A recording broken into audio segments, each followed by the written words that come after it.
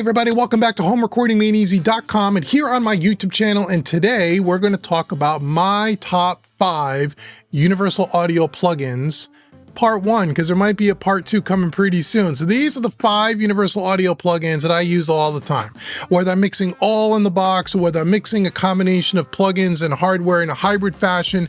I use these plugins an awful lot. I'm a huge universal audio fan, and I want to share with you what are my 5 favorite plugins by them. And if you don't have them, you may want to check them out. Some of these are native plugins, some of these are not. I'll tell you which ones they are, but before we get started, make sure you like, share, subscribe. Also, if this is your first time at Home Recording Made Easy's YouTube channel, welcome. I want you to go to HomeRecordingMadeEasy.com. The link will be in the description box because I want to give you a free mixing course. It's right on the home page. It's worth $100. It's my gift to you just for visiting Home Recording Made Easy.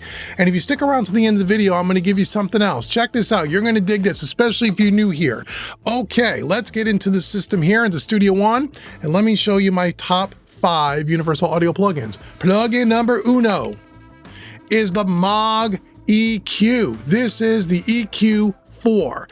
I love this plugin. This is one of the plugins that I got to get the hardware for.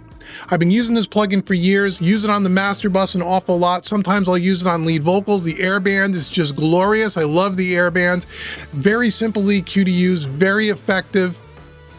Most of the time I'm using this on the master bus, where sometimes I'll just pop in like a half a dB at a 2.5K shelf and a little bit at 20 or 40K, a few dB, and it just opens the mix right up. This is a wonderful plugin. This is one of my bucket list pieces of hardware, the rack mounted unit that I want to get. Check this one out for sure.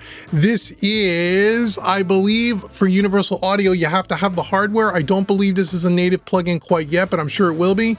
But also Plugin Alliance, I believe, makes a version of this. But I love this one by Universal Audio. Maag EQ, EQ4, gotta have it. This thing's fantastic. Plugin number 2, this is the Sonnox Inflator. Now, I've only been using this for about a year or so, and I actually got this trick from my good buddy and colleague over in Nashville. You may have heard of him, Joe Carroll, world famous producer and mixing engineer out of Nashville. He showed us this trick. I took one of his courses, and in one of his courses, he was showing this on the master bus.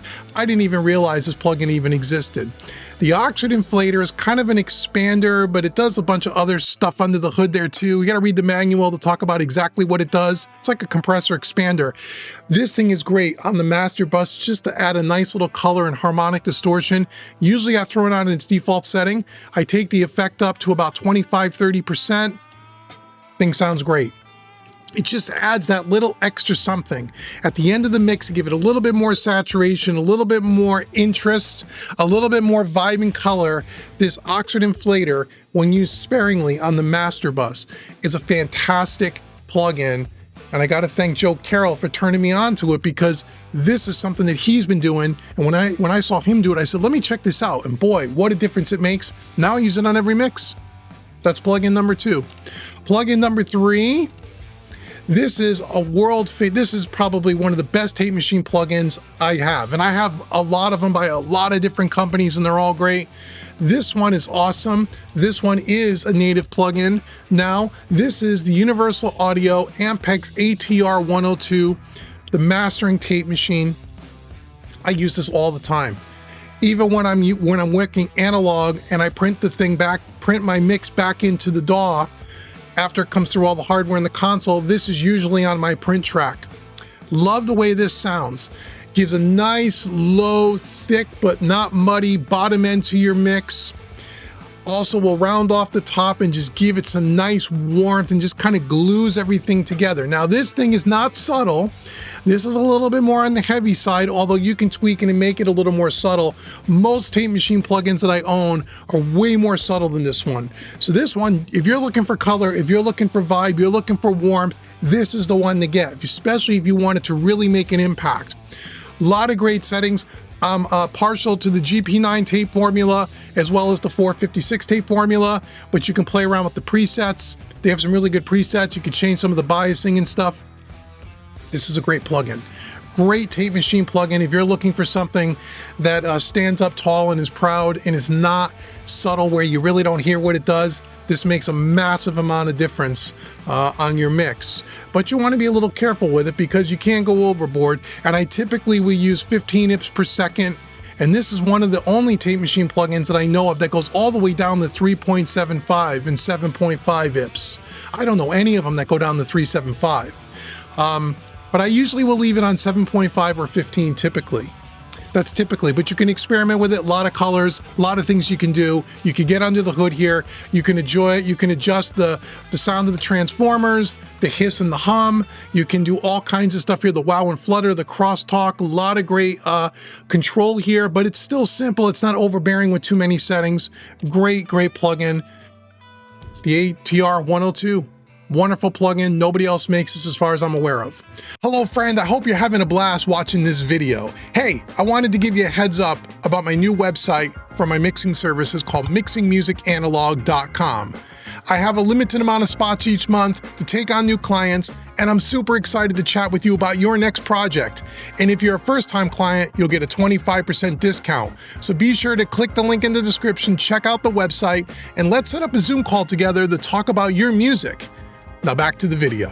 Okay, let's get on the plugin number 4. Here's another great plugin. This came out about a year and a half ago, I believe. This is the Sound City Studios, which is amazing. Prior to this, the room emulation plugin I used to use by Universal Audio was Ocean Way. And I did a video on that many years ago when it first came out. That's probably close to 7, 8 years old now, that plugin, maybe even a little longer. And I love that plugin. That was great. I used it all the time. Then companies like IK Multimedia were coming out with Sunset Sound, which is great, by the way. Fame, which is great, by the way. I got reviews on the channel for both of those. And then Universal Audio came out with this new updated, brand new Sound City. And this thing is awesome. Now, you can use it in 2 different modes, remic mode or reverb mode.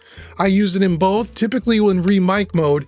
I love using this on drum rooms, especially room mics that come in where the room really wasn't recorded in the optimal room. Maybe it's a small bedroom, maybe it's a basement or a garage.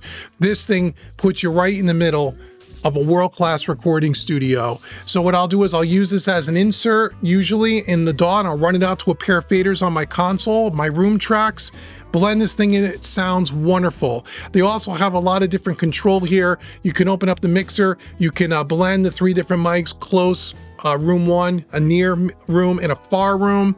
You can tweak the distance. There's also some effects here with an EQ, kind of a dynamic section in a chamber.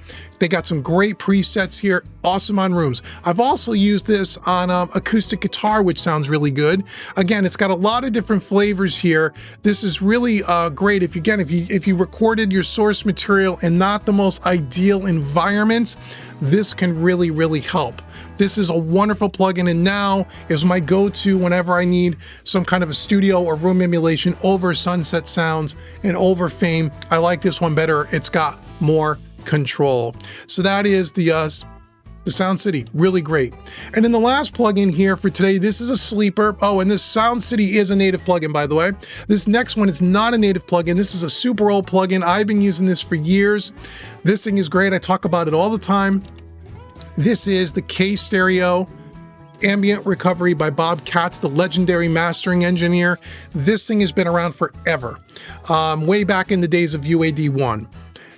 It does exactly what it says on the front. It's an ambient recovery. When you put this on the master bus and you use it in a pretty mild way, it gives some space and some dimension and some depth back to your mix. It almost sounds like, to me, the way I describe it, it's kind of like a stereo widener in that you're going to get the sensation of the mix kind of lifting up and pushing out and get a little bit more front to back, the ambient part of it. Really, really great plugin. It's not native. You have to have the UAD 2 hardware. So you have an Apollo or a satellite, this is one to get. I use this on the master bus or on my print track of every single mix I've done in the last 10 years. Used in a pretty subtle way, I saved myself a preset and I just throw it on there, mix into it. It just gives the mix, again, kind of like the Sonic Inflator. It does a different kind of effect, but it's kind of one of those types of plugins. It kind of just sweetens up the mix and puts the last little bit on the mix to give yourself some some extra polish. And the other thing I'll do sometimes here is with the mid side, you can adjust the mid and the side gain separately. And sometimes what I'll do is I'll automate those parameters in the chorus. Like if I want the sides to pop out a little bit more in the chorus, to give you a little bit more big width, I may knock this up a half a dB or so, or a dB on the chorus, automate it, and that really works out really well. So that's really good. If you want to do like a mid-side thing, this is really cool. Again, simple plugin to use, been around for a long time. Check this out. This is the K Stereo by Universal Audio. And that's my top 5 Universal Audio plugins. I have another top 5 list, and if you guys let me know in the description below, what are my next favorite 5? I got five more I can show you. We'll do that for another video. Let me know in the comments, do you use Universal Audio, their native or their DSP plugins? Which ones are your favorites? Which ones do you find yourself going to all the time? I'd love to know. So I want to thank you for stopping around and sticking around to the end of the video. As I said at the beginning, I want to give you something else for sticking around and checking out this video. So if you're someone who's new here, I want you to go to homerecordingmadeeasy.com. Link will be in the description box. I said it at the beginning of the video, right? I want to give you that free mixing course. It's $100. Take that course, have fun with it. There's no obligations. Just go ahead and take it. After you take that course, if you want to take one of my other full-length training courses, and I have everything from recording to mixing to mastering, beginners, absolute beginners, intermediates, advanced, analog, in the box, and everything in between.